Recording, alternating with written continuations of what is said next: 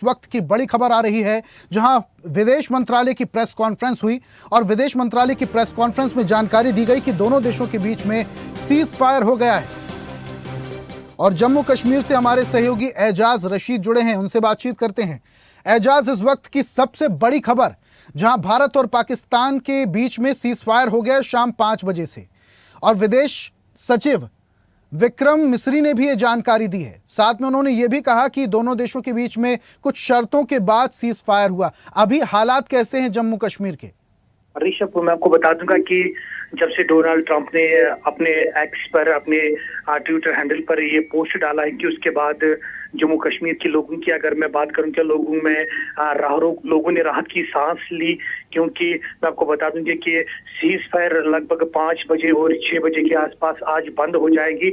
ये भी कहने में आया है कि 12 तारीख को दोनों मुल्क के जो देश हैं वो आपस में बातचीत करने वाली है। मैं आपको बता दूं कि अगर लोगों की बात करें या खासकर में अगर फारफलंग एरिया जो उड़ी सेक्टर LOC पर जो लोग हैं उन लोगों ने राहत की सांस ली है। मैं आपको बता दूंगा अगर पुंछ राजौरी की अगर बात करें तो वहां पे भी कुछ लोगों के साथ मैंने अभी बात की, खसूसन पुंछ साइड में जो 2-3 लोगों के साथ मैंने अभी बात की, तो उन्होंने खुशी का इजहार किया, क्योंकि इन्होंने बोला कि पिछले कई दिनों से वो लोग परेशान है। दोनों देश आपस में गोला बारूद फेंक रहे हैं, खुसूसन वहां पे सिविलियन की मौत वाक़ा हो चुकी है। इसके बाद आज डोनाल्ड ट्रंप ने अभी एक्स पर एक पोस्ट डाला है कि सीज फायर 6 बजे से 5 बजे से लागू हो जाएगा। दोनों देश 12 तारीख को आपस में बातचीत करेंगे। जी एजाज, जम्मू कश्मीर की जनता का क्या रिएक्शन आ रहा है? बिल्कुल, मैं आपको बता दूं कि जम्मू कश्मीर के जो जनता है, जो लोग हैं यहाँ के, अभी खुशी की लहर उनके मतलब चेहरे पे अभी मैंने कुछ मतलब लोगों के साथ बाजार में मैंने अभी देखे हैं, कुछ लोग मतलब खुशी का माहौल, दुकानें खुले हैं, बाकी चीज बाजारों में जो रौनक है वो भी वहां पे भी मैंने चहल पहल देखी है। तो मकसद यही है कि लोगों में खुशी है, लोग भी खुश हो गए कि अगर दोनों देश आपस में बातचीत करेंगे, क्योंकि पाकिस्तान ने 2-3 दिन से उन्होंने नापाक हरकतें की हैं। भारत ने उनको मुंहतोड़ जवाब दिया है।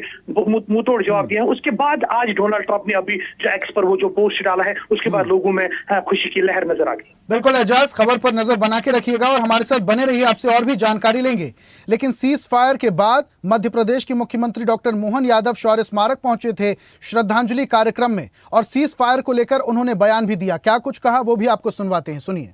यशस्वी प्रधानमंत्री के नेतृत्व में जिस प्रकार से भारत की सेना ने अपने शौर्य पराक्रम का परिचय दिया, देश के दुश्मनों के साथ जो व्यवहार किया, और हमने सबने, हमारे विदेश मंत्री, विदेश प्रवक्ता, सबके माध्यम से जो जानकारी आपको हमको कामन हुई है कि 12 मई तक ये सीज फायर हुआ है, और मैं मान के चलता हूँ कि प्रधानमंत्री जी के नेतृत्व में भारत सरकार जो निर्णय लेगी सब सही लेगी। निश्चित रूप से ये भारतीय पक्ष की जीत भी है, जिसने दुश्मनों को घुटने तले ला करके अपने देश के दुश्मनों से निपटने का उत्कृष्ट उदाहरण दिया। ये जिस प्रकार से सर्जिकल स्ट्राइक हुई थी, एयर स्ट्राइक हुई थी, इस बार तकनीकी रूप से जिस ढंग से भारत ने अपनी कार्रवाई की है, मैं माननीय प्रधानमंत्री जी को बधाई देना चाहूँगा। भूतो न भविष्यति, कम समय में जिस प्रकार से अपनी सीमाओं में रह करके आधुनिक तकनीक के बलबूते पर शस्त्रार्थों के जैसे शस्त्रों और जैसी मिसाइल और व्यवस्था थी, देश के दुश्मनों से निपटने में जो माननीय मोदी जी ने अपनी रणनीति के आधार पर भारत की धाक और साख दुनिया में बनाई, वाकई वो अद्भुत है। हर भारतीय का सीना 56 इंच का हो गया। मेरी अपनी ओर से बधाई। तो मध्य प्रदेश के मुख्यमंत्री कह रहे हैं कि जिस तरीके से सीज फायर हुआ है उसको लेकर प्रधानमंत्री मोदी को बधाई। हमारे सहयोगी एजाज जुड़े हुए हैं। एजाज, मध्य प्रदेश के मुख्यमंत्री कह रहे हैं कि सीज फायर हुआ, बुद्धिमत्ता का परिचय देते हुए प्रधानमंत्री ने जो फैसला लिया उसको लेकर बधाई। लेकिन जम्मू कश्मीर की जनता क्या चाहती थी कि पाकिस्तानियों और आतंकियों को मुंहतोड़ जवाब दिया जाए, या फिर इस सीज फायर से संतुष्ट हैं जम्मू कश्मीर के लोग? बिल्कुल ऋषभ, मैं आपको बता दूंगा कि जिस दिन यहाँ के जो पाकिस्तान ने जो या जम्मू कश्मीर के पहलगाम के बैसरन इलाके में जो नापाक हरकतें की हैं, उसके बाद वहां पे 27 पर्यटकों की मौत वाक़ा हो चुकी है। वहां पे सिविलियन पे और लोगों ने अटैक किया है। उसके बाद भारत ने भी कुछ दिन के बाद पाकिस्तान के कुछ टेररिस्ट जो जगह है उनको नेस्तनाबूद कर दिया गया है। उसके बाद लोगों में खुशी आ गई है, क्योंकि लोग भी यही चाहते हैं कि पाकिस्तान को जवाब देना बहुत जरूरी है। मैं आपको बता दूं कि लोगों में भी और इसके खुशी अलावा है। एजाज, सीज फायर से कहीं ना कहीं जम्मू कश्मीर के लोगों में सुकून होगा। ठीक है, वापस से आऊंगा आपके पास। विशेष संवाददाता भोपाल से आकाश सेन हमारे साथ जुड़ चुके हैं, उनका रुख करते हैं। आकाश, मुख्यमंत्री ने एक बयान दिया है, सीज फायर को लेकर प्रधानमंत्री मोदी को बधाई दे रहे हैं। क्या और लोगों की प्रतिक्रिया सामने आ रही? सीज फायर को लेकर लोग क्या रिएक्ट कर रहे हैं? कि अभी कार्रवाई और होनी थी, पाकिस्तान को और कड़ा जवाब और कड़ा संदेश देना चाहिए था, या फिर सीज फायर से संतुष्ट हैं लोग?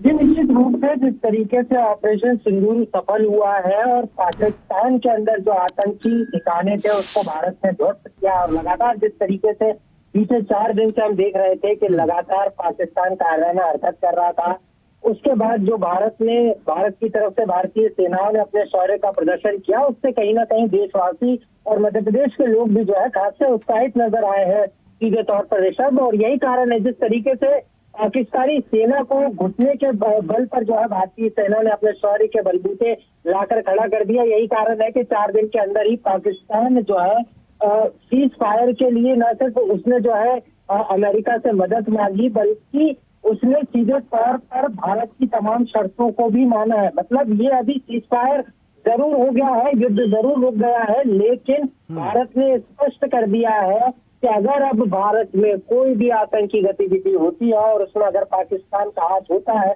तो सीधे इसे एक्ट ऑफ वॉर माना जाएगा। और यही कारण है कि इससे को लेकर अब जो है लोगों में खासी उत्साह देखने को मिल रहा है। मध्य प्रदेश के मुख्यमंत्री डॉक्टर मोहन यादव तो भोपाल स्थित शौर्य स्मारक पहुंचे थे। यहाँ पर उन्होंने भारत माता को पुष्पांजलि अर्पित की और उसके साथ साथ भारतीय सेना का अभिनंदन भी किया। उन्होंने साफ तौर पर कहा कि भारतीय सेनाओं के शौर्य पराक्रम के कारण आज भारत जो है न सिर्फ सुरक्षित है, भारत की सीमाएं न सिर्फ सुरक्षित है, बल्कि जो पाकिस्तान लगातार तुर्की से जो भेजे हुए ड्रोन है उनका इस्तेमाल कर रहा था, वो भारतीय सेना उसको पटाखे की तरह जो है फोड़ रही थी। साफ तौर पर जो पूरी सेना का पराक्रम इस पूरे युद्ध के दौरान देखने को मिला है, जहां पाकिस्तान की और अब सीज फायर के बाद लगातार पाकिस्तान की प्रतिक्रियाओं का दौर भी शुरू हो गया होगा। आकाश, बहुत शुक्रिया हमारे साथ जुड़ने के लिए, तमाम जानकारी हम तक साझा करने के लिए। इसी के साथ राजनीतिक विशेषज्ञ कुमार विवेक हमारे साथ फोन लाइन से जुड़े हैं, सीधा उनका रुख करते हैं। कुमार विवेक जी, सबसे पहले बैठक हुई, बैठक में स्पष्ट किया गया कि अब वहां से अगर कोई भी गोलाबारी होती है तो इसे एक्ट ऑफ वॉर माना जाएगा, और कुछ देर बाद ट्रंप का ट्वीट आता है और स्पष्ट होता है दोनों देशों के बीच में फायर हो गया है। और उसके बाद विदेश सचिव विक्रम मिस्री भी प्रेस वार्ता करते हैं। हालांकि पत्रकारों के सवालों का जवाब उन्होंने नहीं दिया, लेकिन एक बात स्पष्ट कर दी कि शाम को 5 बजे दोनों देशों के बीच में कुछ शर्तों को लेकर सीज फायर हो गया। इस सीज फायर को कैसे देखते हैं सर? सबसे पहले तो आपका बहुत बहुत धन्यवाद और पूरे देश को बधाई देना चाहूंगा इस सीज फायर के लिए कि कम से कम जो एक युद्ध के हालात बन रहे थे, एस्केलेशन तेज हो रहा था, वो रुका। अगर पूरे प्रकरण को आप ध्यान से देखें और खासकर अमेरिका के रोल को, तो 48 घंटे पहले 8 तारीख को जेडी वेंस का आया था कि ये द्विपक्षीय मामला है, इससे अमेरिका का लेना देना नहीं है। और secretary of state Marco Rubio का अगर आप ट्वीट देखें इससे ठीक पहले वाला, जो जयश्री जयशंकर ने ट्वीट किया और डोनाल्ड ट्रंप से पहले आया था, उसमें उन्होंने लिखा है कि लास्ट 48 आवर से हम और जेडी वेंस लगातार इसकी मध्यस्थता कर रहे थे कि सीज फायर हो। इससे आप ये आकलन लगा सकते हैं कि दरअसल ये भारत के पक्ष में अमेरिका का रुख क्या था। दूसरा बात रही सीज फायर की, तो यह बात माना जाए कि ये 12 तारीख को शाम 5 बजे तक के लिए सीज फायर किया गया है। सीज फायर मतलब कि इधर उधर से कुछ बात नहीं होगी, यह ऑपरेशन का अंत इसको बिल्कुल भी ना माना जाए। इस बीच में क्या बात बनती है, जहां तक सारी मीडियाओं, विदेशी मीडियाओं को देखने के बाद में जो भारत की तरफ से रुक गया है, उसमें यह है कि इंडस वाटर ट्रीटी जो पाकिस्तान की तरफ से मुख्यतः उठाए गए थे, उसको अगर बहाल करना है वापस से पूर्णतः, तो भारत उसमें एक क्लॉज ऐड करना चाहता है कि एक्ट ऑफ टेररिज्म को एक्ट ऑफ वॉर माना जाएगा। अब इस 2 दिनों में जिसके लिए सीज फायर है, यह तय होना है कि आखिर यह एक्ट ऑफ टेररिज्म की डेफिनेशन क्या होगी। एक तो हाईजैकिंग आ गया, एक उसमें कि कोई भी ऐसा जिससे पाकिस्तान के लिंक मिलते हैं या कुछ ऐसे एविडेंस आते हैं, और ये बाकी सारी चीजें कुछ ऐसी टेक्निकल है जो सबको मिलकर के तय करना है। तो क्या तो विवेक कुल जी मिला के सीज मैं फायर का इसको उल्लंघन भारत भी की एक्ट ऑफ पक्ष में वॉर ही में देखता आएगा? हूं। जी विवेक जी, Act of- क्या सीज फायर का उल्लंघन भी एक्ट ऑफ वॉर में आएगा? क्योंकि पाकिस्तान की तरफ से अक्सर सीज फायर के उल्लंघन किए जाते हैं, अक्सर गोलीबारी होती है। एक्ट ऑफ टेररिज्म की बात है। सीज फायर का मतलब सीमा पे अगर डाउट हुआ कि इधर से कोई इन्फिल्ट्रेशन कर रहा है, गोली चल गई, इंडिया की तरफ से चल गई, वो उसको इस रूप में नहीं देखा जाएगा कि गोली इधर से चल गई उधर से चल गई। वो कई बार रैंडम फायरिंग भी होती है शक के आधार पे। एक्ट ऑफ टेररिज्म को एक्ट ऑफ वॉर माना जाएगा। जैसे 26 से 11 हमला हुआ, उससे लिंक मिलती है, अभी पहलगाम हुआ, अगर इस तरीके का होगा तो माना जाएगा कि यह पाकिस्तान ने भारत के ऊपर एक युद्ध थोप दिया है, और इंडिया हर उस इस चीज को रिटेलिएट करने का अधिकार रखता है ग्लोबल स्टेज पे भी। जो एक वार के स्थिति में किसी देश के पास वो अधिकार होते हैं, उसके लिए प्रायर किसी को कॉन्फिडेंस में लेने की जरूरत नहीं होगी। यह द्विपक्षीय समझौता होगा जो इंडस ट्रीटी के साथ में होगा। जहां तक मेरी समझ है जो मैं कह रहा हूं, यह एक बहुत बड़ी कूटनीतिक विजय है। लेकिन इस 2 दिन में क्या हालात बनते हैं इस पे भी निर्भर करता है, क्योंकि when you are dealing with the Pakistan, सबसे बड़ी समस्या ये है कि वहाँ ऑथोरिटी कौन है जो तय करेगी। बिल्कुल, वहाँ सिस्टम क्या है। इसलिए इसको लेके कितना होपफुल होना है, नहीं होना है। ट्रम्प साहब की तो आदत है क्रेडिट लेने की। आप लाइन से अगर अभी ट्वीट देखिए तो सब सेल्फ कॉन्ट्राडिक्टरी है। अच्छी बात यह है सभी भारत के पक्ष में है। मेरा पक्ष बिल्कुल विवेक जी, एक बात आप बिल्कुल सही कह रहे हैं, पाकिस्तान तो खुद ही अभी गृह कलेश से जूझ रहा है। अच्छा, लेकिन विवेक जी, आप अमेरिका का जिक्र कर रहे हैं, डोनाल्ड ट्रंप का जिक्र कर रहे हैं।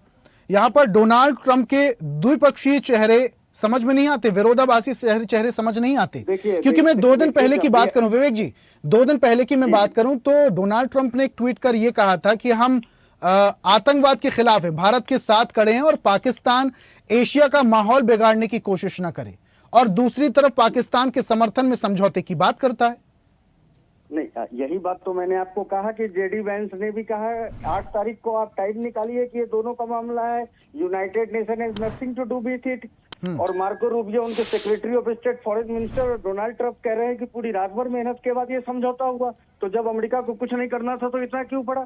इंटरनेशनल रिलेशन पे ऐसा होता है। आप यह बिल्कुल ना भूले कि स्ट्रेटेजिक पॉइंट से पाकिस्तान उनके लिए बहुत महत्वपूर्ण जगह है, उनका एयरबेस है।